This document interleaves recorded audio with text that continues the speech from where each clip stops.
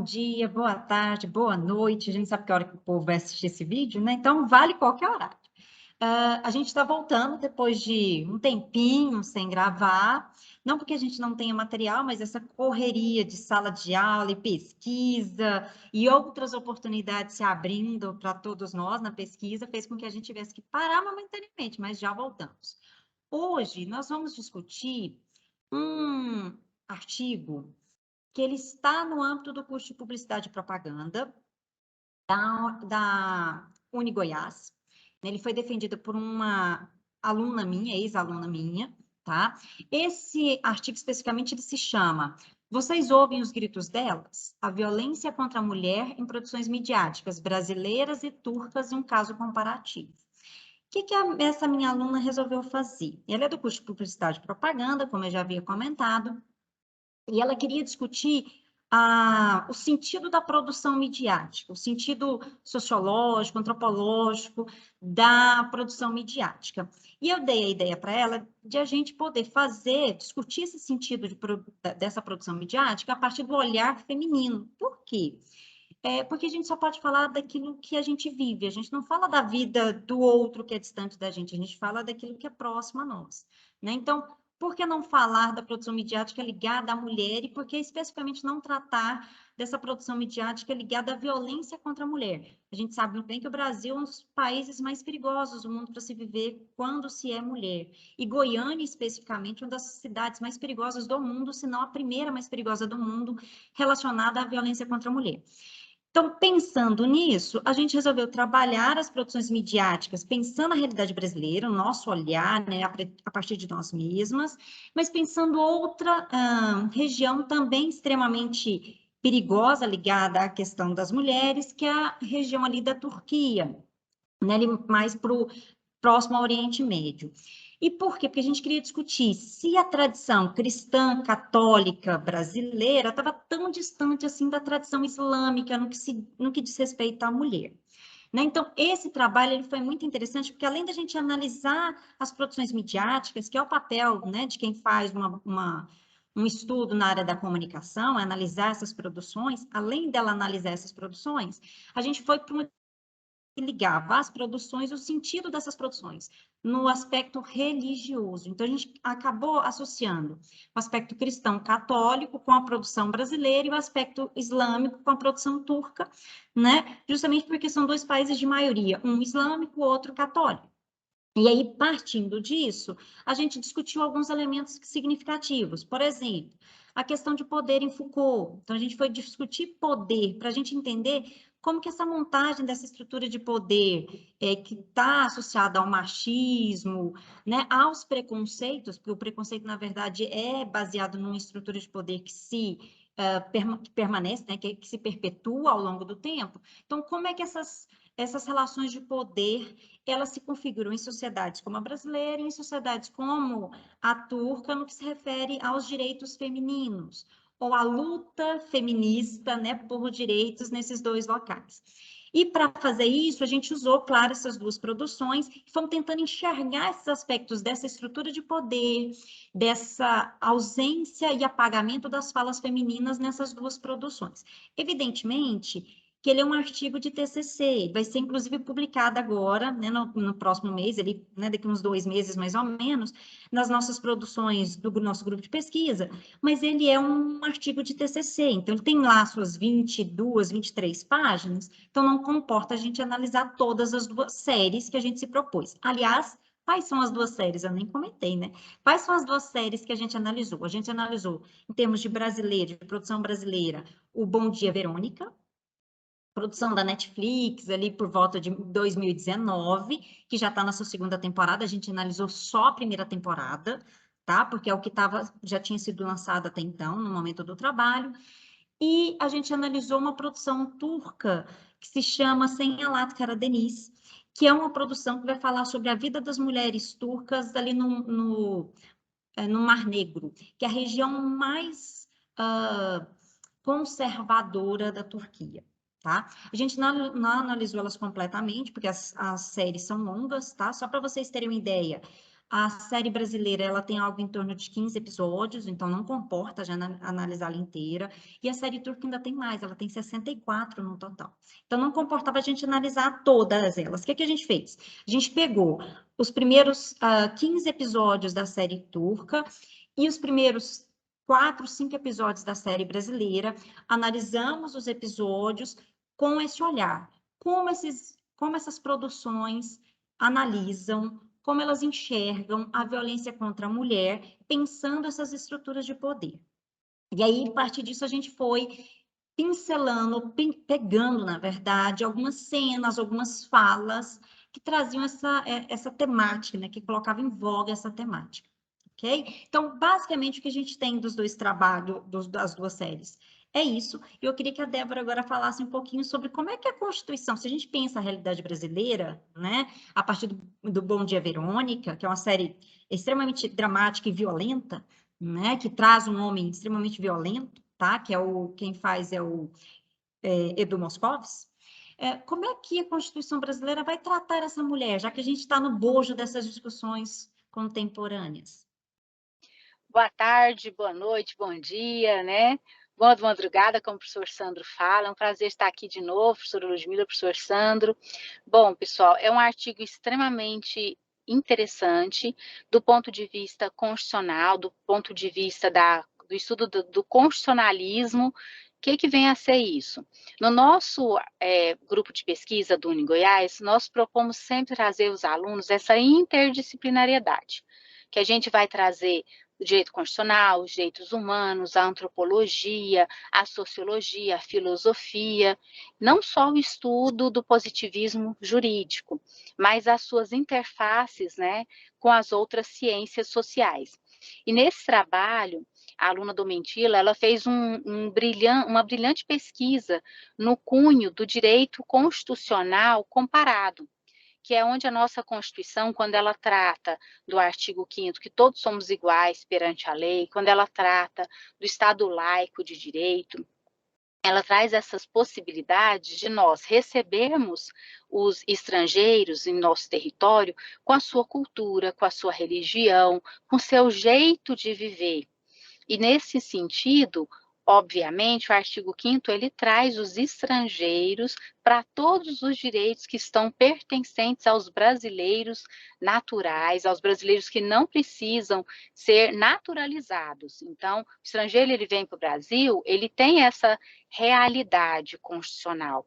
E, obviamente, os tratados internacionais, quando são pensados e estruturados, eles também respeitam, porque nós temos a emenda constitucional número 45 de 2005, que é uma contradição porque ela foi promulgada em 2004 e depois ela passou a existir em janeiro de 2005, né? E ela traz essa realidade de que direitos humanos devem ser respeitados, mesmo nos países que não aderem ao Pacto de São José da Costa Rica, a nossa Constituição adere ao Pacto de São José da Costa Rica e ela trouxe isso para um direito constitucionalizado, uma decisão do STF, Supremo Tribunal Federal. Enfim, mas por que eu fiz esse parêntese e trouxe essa visão constitucional? Porque quando a gente trata de mulheres, de violências, de violações a direitos femininos, que essa série ela retrata, tem a estrutura do poder.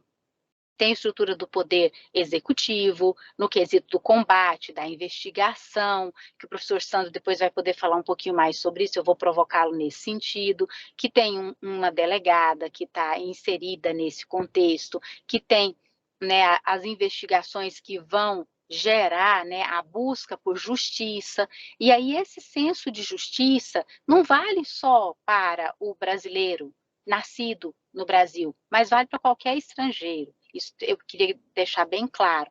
E esse senso de justiça está na nossa Constituição Federal, também no artigo 5º, quando o artigo 5º também fala sobre a segurança, a paz social, a segurança jurídica. E nesse quesito, nós fizemos um recorte no estudo da mulher, porque a mulher é a que mais se vitimiza, infelizmente, nos dias atuais. A mulher, segundo estudos e pesquisas, é a que está sendo um alvo cada vez mais constante de violências, principalmente no quesito feminicídio, Lei Maria da Penha, que são lesões, né, provocadas numa conotação de relacionamentos. Então, nós no Brasil temos essas situações também correlacionadas com violências nas práticas religiosas, e as mulheres também são alvo nesse sentido. A professora Ludmila trouxe esse estudo dessa série. Quem não assistiu, não vou dar spoiler aqui, mas essa série ela trata dessa vulnerabilidade feminina, de como as mulheres, principalmente as mulheres hipossuficientes no quesito monetário e no quesito também religioso, porque elas são manipuladas também, e elas são facilmente manipuladas e caem, né, nessa situação de risco social. Então, eu acho muito interessante esse artigo. Ele vai estar na nossa publicação agora, de o livro Violações e Desigualdades, Direitos Humanos em Relação às Mulheres. É um artigo intrigante, que vale muito a pena todos terem acesso. E no dia do lançamento do livro, nós vamos mencionar os artigos aqui comentados, nós vamos fazer uma conversa com vocês sobre o lançamento do livro e os artigos que estão em coerência com o nosso grupo de pesquisa.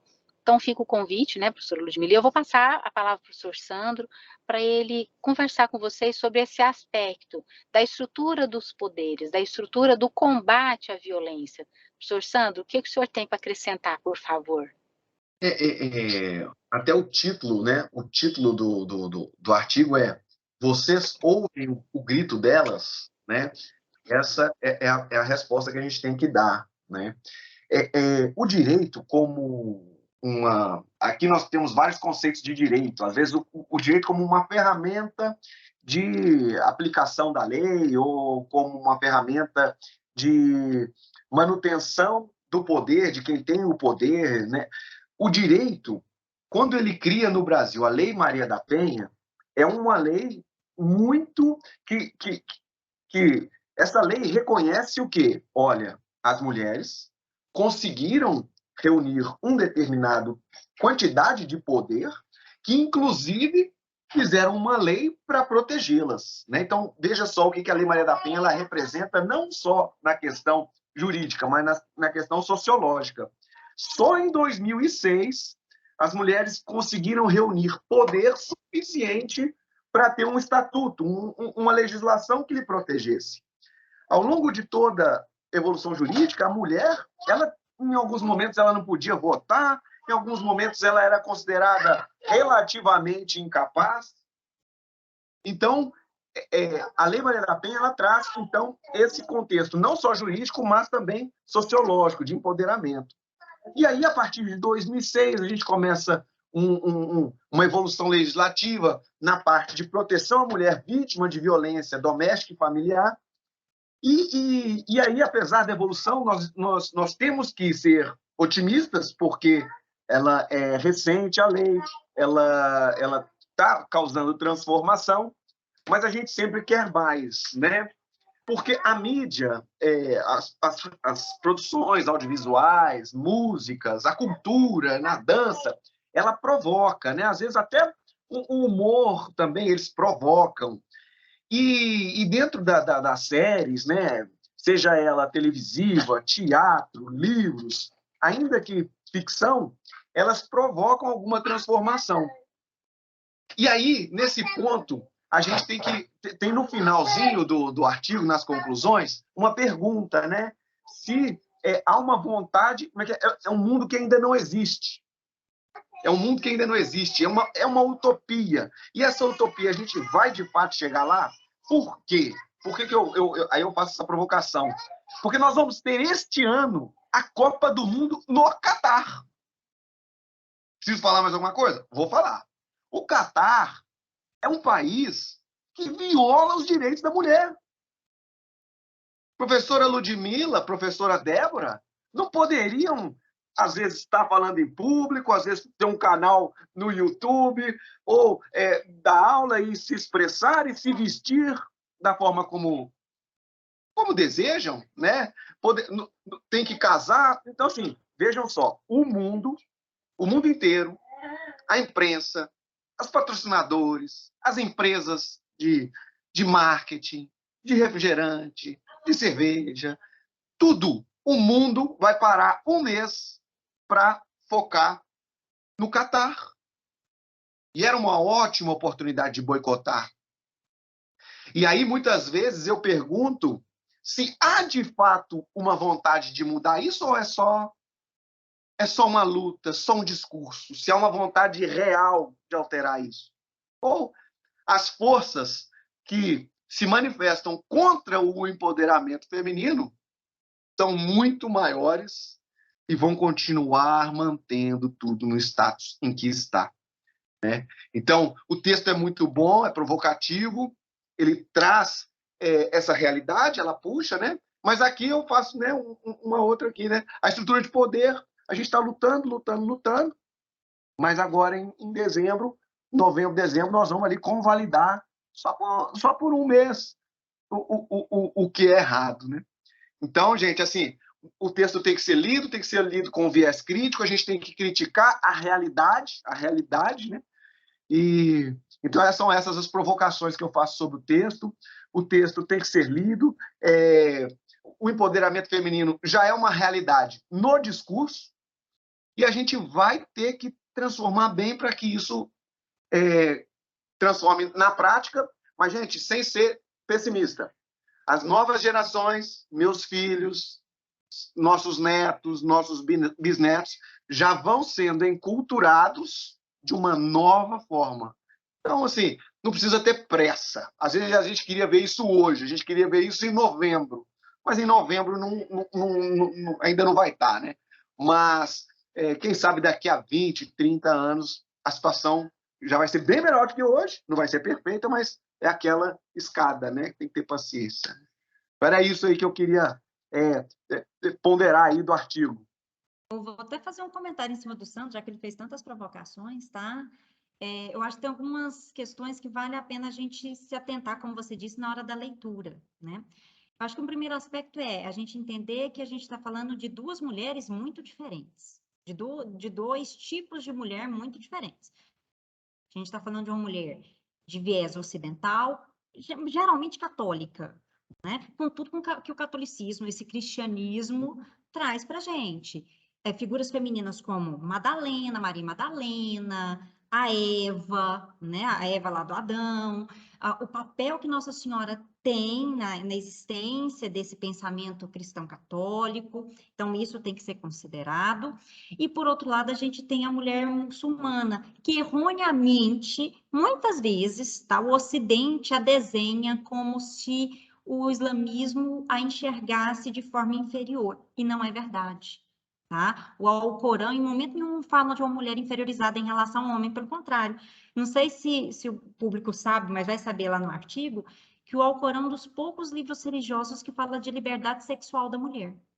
E ele fala de liberdade sexual da mulher, imagina-se, 700 e poucos anos, não dá nem isso, dá no século VII, século VIII ali, já do período cristão. Então, a gente está falando da Idade Média, a gente está falando de um livro da Idade Média que fala sobre liberdade sexual da mulher, enquanto a mulher, nos povos europeus, na Idade Média, para a Igreja Cristã Católica, ela tinha que ser punida porque ela era descendente de Eva, e Eva tinha feito a gente perder o paraíso. Então, a partir da perda do paraíso, as mulheres passaram a ter dores para poder parir, ter menstruação para poder sofrer, entendem? Então, assim, só para a gente pensar quanto que esses discursos religiosos, eles estão associados na proposta que a gente faz de sociedade também, e quanto esses dois tipos de mulher, elas podem dialogar, para a gente pensar nesse mundo que ainda não existe, mas que pelo menos aparece como possibilidade, né? A possibilidade, como diz o Sandro, ainda distante, né?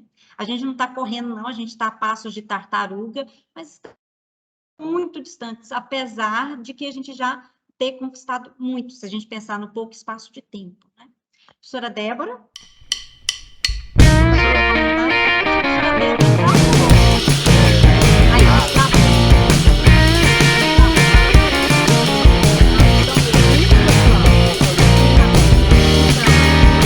Débora, eu só queria acrescentar que nesse trabalho, essa situação feminina, ela precisa ser melhor valorizada, com novas pesquisas, como a senhora bem pontuou, é um trabalho de TCC, uma produção de artigo de 20 e poucas páginas.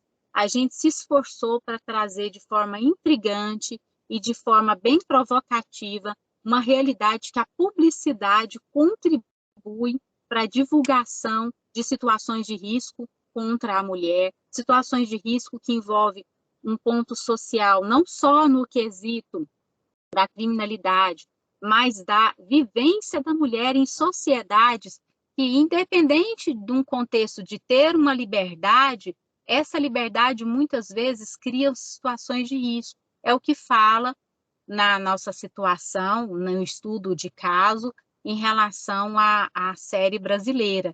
Então, não é porque nós, mulheres brasileiras, temos liberdade, escolha de nos vestirmos, de nos posicionarmos na sociedade, no quesito empregabilidade, que nós vamos também deixar de ser vítimas.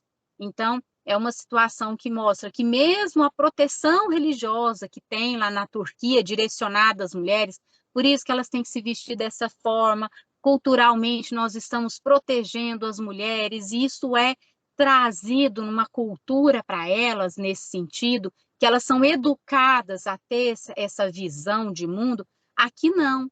Aqui, a nossa liberdade, ela também é uma liberdade associada ao risco social, ao risco de sermos vitimizadas. Por isso que a estrutura, ela vem se organizando, a estrutura de Estado, ela vem se organizando para criminalizar, para conscientizar de um jeito, de um positivismo jurídico muito próprio da nossa realidade. Então, são situações que, desse artigo, podem surgir outros. É isso que eu queria deixar para vocês, tá, pessoal? E muito obrigada pela participação, mais uma vez aqui, professor Sandro, professora Ludmila.